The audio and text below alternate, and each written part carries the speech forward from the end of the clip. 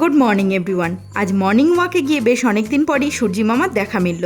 গত এক সপ্তাহ ধরে নিম্নচাপের কারণে তিনি মেঘের আড়ালেই ছিলেন। দীর্ঘদিন যাবৎ রোদ না ওঠার জন্য বেশ কিছু কাজ পেন্ডিং পড়েছিল, সেগুলোই আজকে কমপ্লিট করে ফেলবো। এরপর বাড়ি ফিরে ফ্রেশ হয়ে রোজকারের মতো কয়েকটা কারি পাতা চিবিয়ে এক গ্লাস জল খেয়ে নিলাম। বাড়ির ওপরেই মাছওয়ালা দাদার কাছ থেকে পার্শে মাছ রেখেছি, সেটাই আজকে রান্না করি। চলো, মাছটা কেটে ধুয়ে নুন হলুদ মাখিয়ে কড়াইতে তেল গরম করে মাছটা ভেজে তুলে নিলাম। এবার ওই তেলের মধ্যেই আরো খানিকটা তেল অ্যাড করে ওর মধ্যে কালো জিরে ফোড়ন দিয়ে কুচিয়ে নেওয়া পেঁয়াজ দিয়ে বাদামি করে ভেজে নিচ্ছি। পেঁয়াজ ভাজার রংটা যখন বাদামি হয়ে আসবে তখন ওর মধ্যে অ্যাড করে দেব আগে থেকে বেটে নেওয়া সর্ষে পোস্ত আর কাঁচা লঙ্কা। এবার পরিমাণ মতো জল আর ভেজে নেওয়া মাছগুলোকে দিয়ে খুব ভালো করে একবার ফুটিয়ে নিলেই রেডি সর্ষে পোস্ত বাটা দিয়ে পার্শে মাছের ঝাল। সকাল থেকেই সুন্দর একটা রোদ ঝলমলে ওয়েদার দেখে ভাবলাম যে আজ আর কোনো রকম কোনো বৃষ্টি হবে না হয়তো, কিন্তু ধারণাটা সম্পূর্ণ বদলে গেল যখন দেখলাম আকাশে মেঘ জমতে শুরু করেছে। এরপর আর কি ঝমঝমিয়ে নামলো বৃষ্টি। আর ছেলেটা যেহেতু পরীক্ষা চলছে তাই ছাতা মাথায় দিয়ে ওকেও বেরিয়ে যেতে হলো স্কুলের জন্য। জানি না